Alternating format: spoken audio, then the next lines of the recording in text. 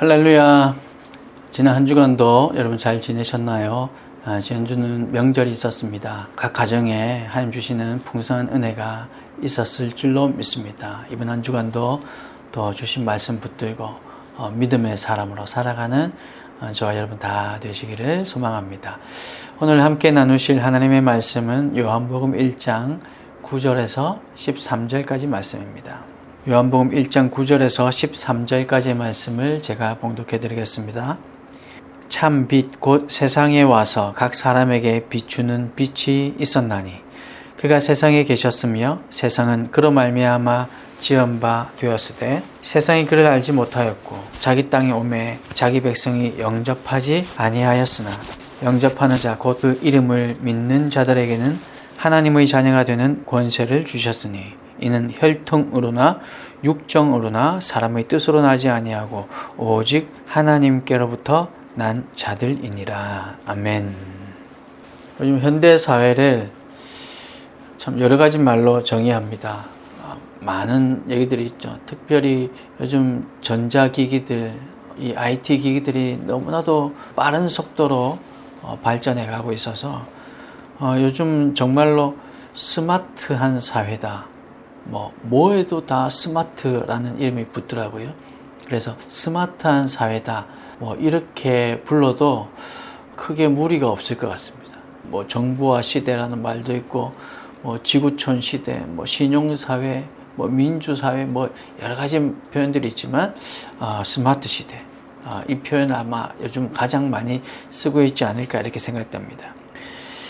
그 스마트 시대라는 것은 뭔가 계속해서 빨리빨리 뿐만 아니라 자동적으로 아주 쉽게 뭐가 된다는 거죠. 예전에는 은행 업무를 보려면 은행에 직접 갔지만 조금 발전하니까 텔레뱅킹이라는 게 나와서 전화로 이렇게 가능해지게 되었어요. 그리고 좀 있으니까 인터넷 뱅킹, 인터넷으로만도 이렇게 은행 업무를 거의 다 볼 수 있게. 이제는 그마저도 스마트폰으로 다. 그래서 인터넷이 되는 어떤 컴퓨터를 굳이 찾아서 어떤 책상 위에 앉지 않아도 어디에서든 움직이면서도 걸어가면서도 차 안에서도 어디에서든 스마트폰 하나면 요즘 거의 안 되는 게 없는 스마트폰의 기능들이 너무너무 좋아져서 그래서 이게 모든 것들이 다 너무 쉽고 빠르게 그리고 자동적으로 되는 것 같습니다. 그래서 스마트 시대다라는 것은 또 한마디로 우리말로 좀 표현하면 어쩌면 자동화 시대다, 자동적인 시대다, 이렇게 표현해도 되지 않을까 생각이 됩니다. 요즘 우리는 그런 사회를 살고 있습니다. 그래서 우리 몸은 좀 편해지긴 하는데 자동화가 자꾸 되면, 스마트화가 자꾸 되면 인간의 머리, 두뇌는 자꾸만 좀 쇠퇴해지는 것 같습니다. 하나님께서 우리를 만드셨을 때는 눈도 좋게 만드셨고 코도 냄새도 잘 맡고 기억력도 좋게 만드셨습니다. 그래서 여러분 들으신 것처럼 몽골인들은 시력이 7.0 이런 분들도 계시다고 하더라고요. 그래서 아주 먼 것도 계속해서 훈련하면 잘 볼 수 있고 냄새도 아주 잘 만들고 물론 사람에 따라 조금씩 다르겠지만 그렇게 만드셨는데 오늘날은 우리가 점점 그 기능들이 쇠퇴해지고 있어요. 왜냐하면 기계가 다 해주기 때문에요. 스마트폰이 다 해주니까 저만 하더라도 자꾸 가까운 걸 보다 보니까 글씨를 볼 때의 시력이 점점 나빠지기도 하고 그렇더라고요. 그럼에도 불구하고 사람들은 오늘보다 더 나은 내일, 또 오늘의 편리함보다 더 나은 내일의 편리함을 추구하며 살아갑니다. 그래서 편리함을 원하는 사람은 모든 것에서 자동화를 추구하죠. 집에만 들어가면 요즘 새로 지은 아파트들 그리고 새로 나온 그런 IT 기기들이 있으면 집에 들어가는 순간 말 한마디로 불 켜, 음악 켜, 난방, 냉방 말 한마디로 다 되는 거죠. 그렇게 편리함을 추구하고 여전히 계속해서 더욱더 자동화를 추구하며 살아갑니다. 이렇게 하다가는 정말 언젠가 미래에는 밥도 굳이 먹을 필요 없이 알약 하나로 대체하든가 밥을 대신 먹어주는 로봇가 생기든가 그럴 날이 오지 않을까 생각도 듭니다. 그런데 사랑하는 여러분, 아무리 자동화가 되고 아무리 스마트한 시대가 오고 요즘 가상현실 이런 것들 아무리 더 잘 발달하고 요즘 안경 하나로 뭐 모든 걸 다 볼 수 있고, 안경에 이제 뭐 그런 정보들이 다 떠서 눈만 깜짝하면 뭐 사진도 찍히고 뭐 이런 식이 온다고 하는데, 아무리 그렇다 할지라도 하나님께서 영원히 자동화될 수 없다고 떼어놓은 거, 물론 그건 여러 가지가 있겠죠. 근데 그 중에 아주 중요한, 영원히 자동화될 수 없다고 떼놓은 한 부분이 있는데, 그것이 바로 하나님과 우리의 관계입니다. 하나님과 우리의 관계는 결코 스마트해질 수가 없어요. 오토매틱이 될 수가 없습니다. 이 영적인 삶은 우리 생활 전반에서 땀을 요구합니다. 노력을 요구합니다. 그렇다고 또 오해하셔서 뭐 우리가 행위로 뭔가를 얻는다, 그런 말씀을 드리고 싶은 것이 아니라, 자동적으로 저절로 되지 않는다는 거죠. 기도의 눈물을 하나님은 필요로 하십니다. 말씀의 열정, 말씀을 읽는 그 시간을 하나님께서는 요구하십니다.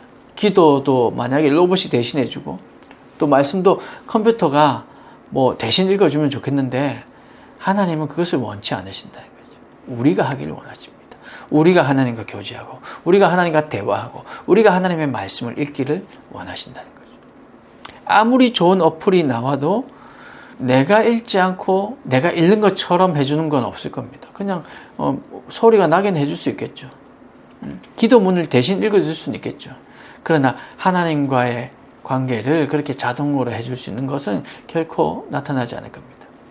하나님은 우리의 땀방울을 원하시고 우리의 땀 냄새를 맡기를 원하십니다.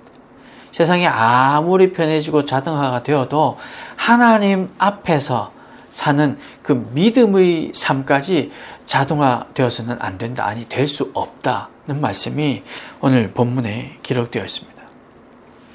그런데 어떤 사람은 믿음을 생각하면요, 하늘에서 불이 내려오고 뭐 환자가 벌떡벌떡 일어나 뭐 일으키는 것, 뭐 이런 것들을 생각합니다. 그래서 자기의 삶과 전혀 관계없는 저 유토피아 같은, 우리는 진짜 상상으로만 알 수 있는 그런 지상 낙원 같은 그런 것들을 생각하면서 믿음이라는 말을 떠올립니다. 믿음 이러면 그렇다는 거죠. 믿음 이러면 환자가 벌떡벌떡 일어나고 뭐. 그래서 이 믿음을 이 세상을 더 쉽게 살아가는 방편, 믿음이 있으면 이 세상을 좀 쉽게 살 수 있어, 좀 더 힘들지 않게 살 수 있어, 믿음으로 구하면 다 주시니까, 뭐 이렇게 생각하는 경우도 종종 있더라는 거죠. 말씀에 둔감하고 기도는 전혀 하지 않으면서 일이 자동적으로 이루어지기를 바라는 것은 믿음이 아니라 어쩌면 도박일 겁니다. 물론 이것도 오해해서는 안 돼요. 우리가 아무리 기도해도 하나님께서 응답하시지 않으신가, 아니 예스 하지 않으시는 거 분명히 있을 겁니다. 그래서 때로는 또 우리가 미처 생각지도 못하고 미처 기도할 생각조차도 못했는데도 불구하고 하나님께서 우리에게 다 채워주시는 것들도 분명히 있습니다. 그럼 그건 뭡니까? 기도하지 않았는데요. 하나님께서 우리에게 필요한 거니까 우리에게 다 허락해 주시는 거죠. 우리가 기도한다고 해서 안 주고 기도하지 않는다고 안 주고, 그건 물론 아닙니다. 하지만 그 기도라는 것은 우리의 뭔가를 우리가 요구하는 것을 얻어내는 것이 아니라 하나님과의 관계라는 거죠. 그 기도를 통해서 하나님과의 관계가 계속해서 이어지고 천국 백성으로서의 삶을 살아가야 된다는 거죠. 그런데 이렇게 생각하는 것이 우리만 그런 것이 아니라 2000여 년 전 유대인들도 아마 그랬던 것 같습니다. 예루살렘이 멸망할 때가 역사적으로 AD 70년 정도인데, 티투스라는 장군이 쳐들어와서 예루살렘 성을 완전히 무너뜨려 버렸습니다. 돌 위에 돌 하나 남지 않게 그렇게 무너뜨리고 부숴버렸습니다. 그 예루살렘 성 안에 있던 유대인들, 그들이요, 그 멸망당하기 직전까지도 이 예루살렘 성전이 있는 한, 이 예루살렘 성전은 하나님께서 지키시는데, 그러니 이 예루살렘 성전이 있는 한 우리는 안전하다, 이 예루살렘은 분명히 하나님께서 지켜주실 것이다 라고 생각했습니다. 여러분, 이것이 믿음일까요? 이건 오토매틱이라고, 자동적으로 될 거야 라고 생각했던 유대인들의 어리석음을 보여주고 있는 겁니다. 근데 그것이 그들만 그런 것도 아니고, 오늘날 우리만 그런 것도 아니고, 인류가 계속해서 그런 모습이었던 것 같습니다. 믿음과는 관계가 없는, 더더욱 믿는 자의 생활과는 전혀 관계없이 자동주의가 그들을 지배했고, 그 자동주의가 결국은 그들을 멸망의 구덩텅이로, 예루살렘이 멸망하는 것으로 멸망하게 만들었다는 겁니다. 누가복음 3장 8절 말씀에 보면 그러므로 회개에 합당한 열매를 맺고 속으로 아브라함이 우리 조상이라 말하지 말라. 내가 너에게 이르노니 하나님이 능히 이 돌들로도 아브라함의 자손이 되게 하시리라. 이렇게 기록되어 있는데 이 말씀에 보면 예수님 시대에도 하나님 잘 믿는다고 생각했던 그 바리새인들, 서기관들, 율법사들, 이런 사람들 믿음과 관계없이 그들이 마음속으로 뭐라고 생각했냐면 아브라함이 우리 조상이다. 나의 조상은 아브라함. 나는 아브라함의 후손이다. 이렇게 표현했다는 겁니다. 이 말은 무슨 말이냐면 그러니까 나는 자동적으로 구원받지. 난 이미 구원받은 사람이야. 믿음과 상관없이 믿음과 별개로 이렇게 생각했다는 겁니다. 그래서 요한이 이는 혈통으로 나는 것이 아니다. 이렇게 얘기하고 있는 거죠. 아브라함이 우리 조상이다. 이 말은 하나님 우리를 선택했다. 우리는 선민이다. 우리는 자동적으로 천국 간다. 믿음과는 관계없다. 물론 이렇게 말하지 않지만 그렇게 생각하며 살았다는 겁니다. 사랑하는 성도 여러분, 제가 아주 기본적인 질문을 하나 드린다면 여러분 어쩌면 좀 기분 나빠할 만한 질문이긴 한데 여러분 한번 대답해 보십시오. 믿음이 무엇입니까? 알 것 같긴 한데 설명하기가 좀 쉽지 않죠. 우리가 다 믿는다는데 믿는다는 것이 무엇일까요? 우리가 오늘 읽은 이 요한복음은요, 참 빛 그리고 거기에 반응하는 믿음에 대해서 가르쳐 주시는 복음서다 이렇게 표현할 수 있습니다. 참 빛 누굽니까? 예수님이죠. 참 빛과 거기에 반응하는 믿음, 누구의 믿음? 우리의 믿음에 대해서 가르쳐 주시는 복음서입니다. 이 믿음에 대해서 다 알고 있다면 요한이 그렇게 힘들게 펜을 들어서 요한복음 복음서에 쓰지는 않았을 겁니다. 믿음에 대해서 가르쳐줘야 할 필요가 있겠구나. 그래서 참빛에서부터 시작해서 요한복음 20장 31절 말씀에 보면 오직 이것을 기록하면 너희로 예수께서 하나님의 아들 그리스도이심을 믿게 하려 함이요 또 너희로 믿고 그 이름을 힘입어 생명을 얻게 하려 함이니라. 이 기록된 것처럼 믿음이란 무엇인가? 참빛이 무엇인가부터 시작해서 믿음이란 무엇인가? 또 영생이란 어떻게 얻게 되는 것인가? 이런 것들을 가르쳐 줄 목적으로 쓰여진 책이 요한복음이다 라고 할 수 있습니다. 그렇게 요한이 전하고자 했던 그 믿음이 9절 말씀에서 우리가 찾아볼 수 있어요. 9절 말씀에 보면 참 빛 곧 세상에 와서 각 사람에게 비추는 빛이 있었나니. 세상에 오신 참 빛 예수님, 세상에 오신 이 참 빛이신 이 예수님과의 믿음이 관련이 있다는 겁니다. 참 빛 곧 세상에 와서 각 사람에게 비추는 빛이 있었나니. 여기에 요한이 전하고자 했던 그 믿음이라는 것이 내포되어 있습니다. 예수께서 이 어두운 세상에 참 빛으로 오셨다는 것은 자동주의 소망을 충족시키려고 오셨다는 의미가 아니라는 것을 우리는 기억해야 됩니다. 자동적으로 될 거야 라는 그것을 충족해 주시기 위해서 오신 것이 아니라는 겁니다. 자동주의에 대한 소망을 충족시키기 위해서 오셨다면 그분은 참빛이라 말할 수 없을 겁니다. 오늘날 편리를 쫓아서 참빛이 아닌 만약에 형광등빛, 우리가 지금 우리 이 실내를 밝히고 있는 이 형광등, 이런 LED 등 빛을 쫓아서 믿으면서 그분은 이 빛은 하나님, 그분을 하나님, 이 빛은 하나님 이렇게 얘기하지 않는다는 거죠. 우리 예수님은 참빛이십니다. 형광등과 같은 이 정도의 빛이 아니라는 겁니다. 이 등을 켜놓으면, 이 형광등을 켜놓으면요, 우리의 외모는 비추지만 우리의 속사람까지 비추지는 못합니다. 그러나 참빛, 예수 그리스도, 참빛은 우리의 심령도, 우리의 배부까지도 다 비추신다는 사실을 우리는 기억해야 됩니다. 이 빛이 살아있는 영원한 빛, 생명의 빛입니다. 9절 말씀에 이 빛의 특징을 각 사람에게 비치는 것이라고 말합니다. 각 사람에게 한 명 한 명 인격적으로 만나 주셔서 우리의 패배를, 우리의 심령을 다 비추시고 드러내시고 우리의 골반 깊숙한 부분까지 다 비춰주시는 이 빛이야말로 형광등이 아닌 유일한 참빛, 유일한 하나의 빛이다 이렇게 말하고 있습니다. 그러므로 이 빛의 특징은 형광등하고는 다른 거죠. 개개인적으로 인격적으로 만나주시고 우리의 심령 깊숙한 곳을 비춘다는 것이 첫 번째 특징입니다. 그리고 이 두 번째 특징은 빛에 조명된 각 사람에게 몸부림을 요구한다는 겁니다. 이 빛에 비춰주면 그냥 가만히 있지 못한다는 거죠. 빛은 어둠과 함께 할 수 없습니다. 입장을 바꿔놓고 빛의 입장에서는 어둠하고 같이 하고 싶은데 어둠은요, 빛만 비추면 그냥 없어져 버리면 도망갑니다. 영원히 함께 할 수 없는 것이 빛과 어둠이죠. 빛과 어둠이 공존할 수 없습니다. 빛이 한번 비치면 어둠은 완전히 거쳐버리죠. 또 하나 부담스러운 말씀이 있는데 이 참빛이 우리의 어두운 마음속을 비추면 어둠 속에 숨겨져 있는 더러운 것들을 낱낱이 다 드러낸다. 이것이 우리에게 부담입니다.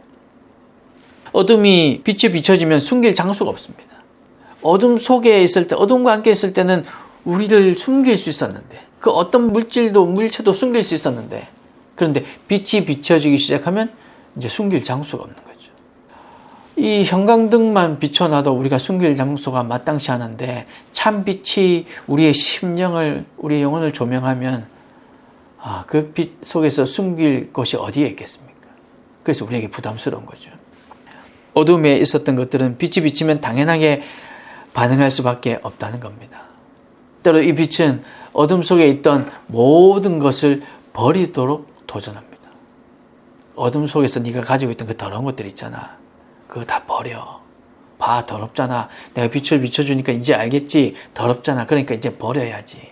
영생이 아닌 것은 포기해야지 라고 우리에게 도전하는 겁니다. 욕심 버려.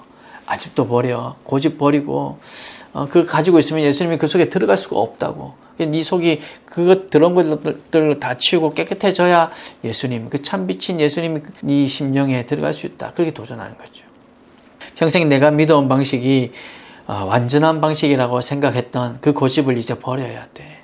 세상의 모든 것을 다 가지는 것이 하나님의 축복이라고 생각하는 그 방식을, 그 생각을 버려야 돼 라고 우리에게 도전하고 있습니다. 그래서 심지어는 극단적인 말씀이지만 직업도 버리게 됩니다. 때로는 가족도 버리게 됩니다. 물론 그 버리는 건 나쁜 의미에 버리는 것은 아니죠.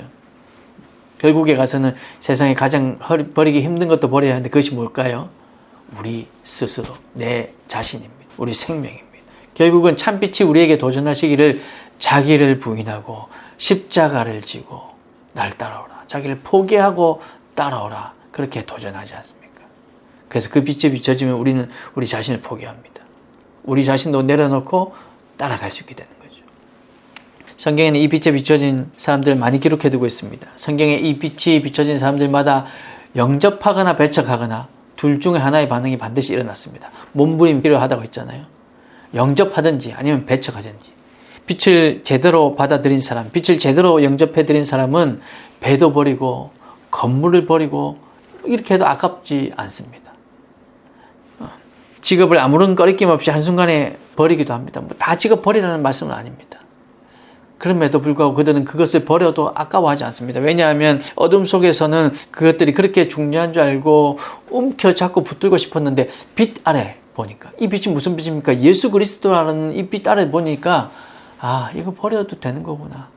이것보다 더 중요한 것이 있구나. 이 더 중요한 것을, 이 영생을 잡는데 이것이 거추장스럽다면, 이것이 불필요해진다면, 이것이 방해한다면 버릴 수 있구나 하는 마음이 드는 거죠. 내가 고집을 버리지 않는 것이 자존감인 줄 알았는데 빛이 비춰지니까 이거 교만이었구나 깨닫게 된 겁니다. 그래서 빛이 비춰진 곳에는 세상 것도 다 가지고 영생도 취하고 영생도 가지고 이렇게 이중적인 삶을 살 수가 없는 겁니다. 제대로 빛에 조명된 사람은 이중인격을 가진 사람처럼 그렇게 살지 않습니다. 버릴 건 버리고 받아들일 건 받아들이고 그렇게 확실하게 믿게 되는 거죠. 참빛에 비춰진 사람들은 이렇게 확실한 삶을 살아갑니다. 그러므로 생명을 선택하기 위해서 반드시 버려야 할 것이 있다는 것을 꼭 기억하시는 저와 여러분 되시기를 간절히 소망합니다.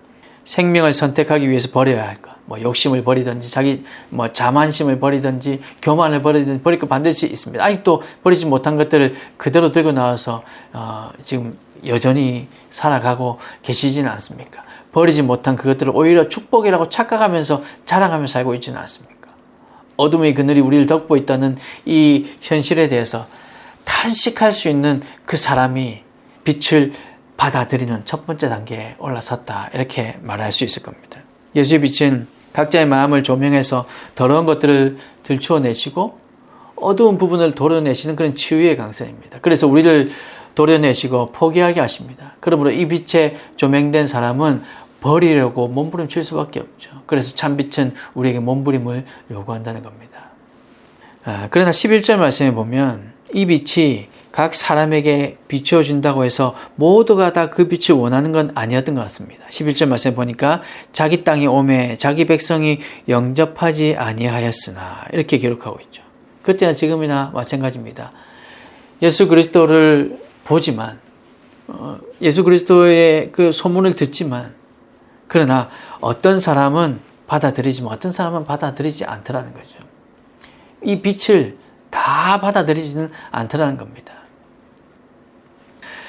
그때나 지금이나 좀 편하게 살고 싶은데 참 빛이 비춰져서 기도해라 그러고 이제 드라마 보고 싶은데 성경 읽어라 그러고 그러면 얼마나 괴롭습니까? 그것이 생명으로 인도하는 하나님의 음성인데도 우리의 마음이 자꾸 괴로워집니다. 자신의 모난 부분이 들춰지는 것을 못마땅해야 하는 사람은 이 빛을 환영하지 않습니다. 어두운 부분을 치유하는 것에 대해서 아픔을 견디기 싫어하는 사람은 당연히 이 빛에서 그냥 숨고 싶어 합니다. 이 빛에 나가고 싶어 하지 않습니다. 좀 쉽게 자동적으로 천국에 가고자 할 뿐이죠. 그 방법이 다른 건 무엇이 있을까? 빛을 조명하는 것 말고요. 다른 방법 좀 주세요. 라고 생각한다는 거죠. 그러나 12절 말씀에 보면 이 빛을 진실로 원하는 사람을 영접하는 자, 그 이름을 믿는 자 이렇게 불러주십니다. 12절 보세요. 영접하는 자 곧 그 이름을 믿는 자들에게는 하나님의 자녀가 되는 권세를 주셨다. 영접하는 사람, 그 이름을 믿는 사람에게 하나님의 자녀가 되는 권세를 보장해 주겠다 말씀하십니다. 영접하는 자, 제대로 믿는 자가 되어서 이 놀라운 하나님의 자녀의 이 권세를 누리시기를 주님의 이름으로 축복합니다. 그런데 기억할 것이 있죠. 자녀의 권세가 먼저가 아니라 빛을 영접하고 믿는 것, 이것이 먼저라는 것 우리는 기억해야 됩니다. 그렇다면 빛을 영접하고 믿는다는 것 뭘까요? 작게는 성경에 조명된 빛에 관한 모든 말씀을 내 마음속에 새긴다는 겁니다. 더 넓게는 신구약 성경 말씀 전체를 하나님의 말씀으로 믿는다는 것이고 우리를 어둠에서 건지시려고 이 땅에 오신 그리스도의 삶과 죽음과 말씀과 부활 이 모든 것을 믿는다는 말입니다. 이것이 빛을 영접하고 믿는 것이죠. 예수님의 죽임 당하심이 유대 지도자들의 질투와 가룟 유다의 배반과 12제자의 비겁함 그리고 빌라도의 사형 선고 때문만이 아니라 매 시간마다 주님을 배반하고 선택의 기로에 서면 항상 믿음을 저버리고 돌아서는 나의 비겁함과 매일 형제를 죽이는 언행과 마음과 이웃을 실족시켰던 나의 이기심과 나의 욕심과 나의 미움 때문에 예수님께서 죽임 당하셨다는 것 이것을 인정하는 것을 우리는 믿는다라고 말하는 거죠.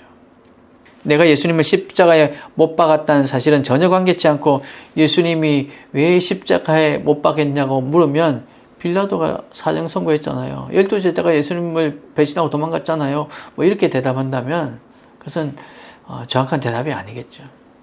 그게 다가 아니라 오늘도 내 새치와 끝으로 이웃을 죽여나가는 그 무시무시한 말 때문에 예수님이 죽임을 당하셨다는 것. 그래서 그것을 인정하는 것을 바로 믿는 것이라고 얘기하는 겁니다.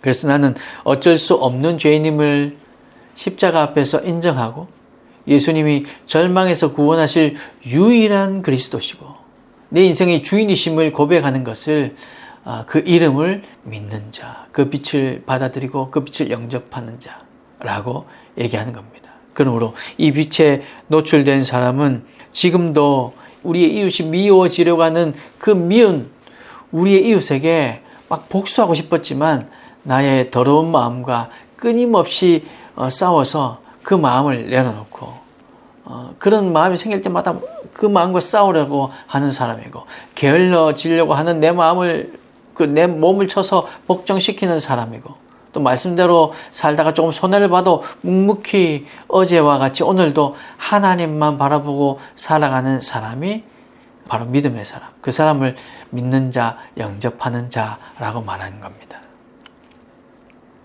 그래서 이 믿는다는 건요, 역시 자동적으로 되지 않습니다. 가만히 기도, 사실 그때의 기도는 기도가 아니고 주문이겠죠. 하나님 이거 있었으면 좋겠습니다. 하나님 저거 있었으면 좋겠습니다. 이렇게 되면 좋겠습니다. 저렇게 되면 좋겠습니다. 라고 주문 한번 외고 나면 그 주문한 대로 이루어지는 것. 이것을 믿음이라 얘기하지 않습니다. 믿음은 가만히 앉아서 이루어지는 것. 가만히 앉아있는데 감이 뚝 떨어지는 것. 이런 것을 의미하는 것이 아닙니다. 우리는 먼저 믿는다라고 하면 그 예수님의 십자가의 그 모든 사건, 그것이 나 때문임을 알아야 하고 그것을 믿어야 하고 그렇다면 우리의 삶은 결코 자동적으로 되는 믿음으로 나갈 수 없다는 거죠. 사랑하는 성도 여러분, 믿음과 삶은 동전의 양면과 같습니다. 믿는다고 하는데 삶은 믿는 삶이 아니고 이럴 수 없다는 겁니다. 믿는다고 말하지만 행동이 따라가지 않는 그 믿음은 가짜 믿음이라는 겁니다. 믿음과 삶은요, 동전의 양면과 같습니다. 이걸 반으로 쪼개면 가치가 없잖아요. 믿음도 가짜고 삶도 가짜가 되는 겁니다. 그래서 믿음과 삶은 딱 붙어 있어야 됩니다. 그래서 이 믿음과 삶이 하나로 딱 붙어 있을 때 이것이 참된 믿음이고 참된 믿는 사람의 삶이다 라고 말할 수 있는 겁니다. 입술로만 늘 믿는다고 말하기 때문에 우리가 할 일은 다 했다라고 생각하는 자동화된 믿음, 자동적으로 될 것 같은 이 믿음으로는 결코 믿는다라고 말할 수 없습니다. 하나님이 원하시는 믿음이 아니기 때문에 그렇습니다. 누가복음 3장 8절에도 이 돌들로도 아브라함의 자손이 되게 하실 수 있느니라 라는 이 말씀을 우리는 다시 한번 깊이 생각해 보아야 합니다. 하나님께서 원하시는 믿음의 고백은 입술에 있는 것이 아니라 우리의 가슴에 있는 믿음이어야 하고 각자의 심령을 조명하시는 그 참빛에 반응하는 우리의 몸부림이 있어야 합니다. 이런 사람을 비로소 하나님께로서 난 자, 하나님의 자녀가 되는 권세를 받을 만한 자라고 얘기하는 겁니다. 자동화된 믿음이 아니라 몸부림쳐서 그 빛에 조명되어서 그 빛에 우리의 모든 것들을 다 드러내놓고 그러고 믿는 사람, 그렇게 믿는 사람에게 하나님의 자녀가 되는 권세를 주셨다는 겁니다. 이는 혈통으로나 육종으로나 사람의 뜻으로 나지 아니하고 오직 하나님께로부터 난 자들이니라. 이게 13절에 요한이 기록한 이유입니다. 사랑하는 여러분, 추상적이고도 또 입술에만 머물러 버리는 그런 위조된 믿음, 가짜 믿음이 아니라 또 자동적으로 될 것 같은 그런 자동화된 믿음을, 그런 요행을 바라는 것이 아니라 우리 각자의 심령을 비추시는 이 참 빛에 우리의 온몸과 우리의 삶과 우리의 가치관을 다 내어 맡겨야 합니다. 그것이 바로 우리를 하나님의 자녀가 되게 하는 것인 줄 여러분 믿으시기 바랍니다. 그래서 초도에 말씀드린 것처럼 9절에 참빛 곧 세상에 와서 각 사람에게 비추는 이 빛이 있었나니, 빛에 대해서만 말씀하시는 것 같긴 하지만 그러나 여기에 믿음이 들어있더라는 겁니다. 참빛, 이 참빛에 조명되어서 몸부림치는 사람이 진짜 믿음을 가진 사람이고, 이 진짜 믿음을 가진 사람이 바로 영접하는 자, 그 이름을 믿는 자들에게 하나님의 자녀가 되는 권세를 주신다고 했던 이 약속의 말씀이 적용이 될 것입니다. 사랑하는 여러분, 자동화되는 하나님과의 관계는 없습니다. 자동화된 기도, 자동으로 말씀이 우리 머릿속에, 우리 심령 속에 들어가지 않습니다. 참빛이신 예수님을 우리는 믿어야 됩니다.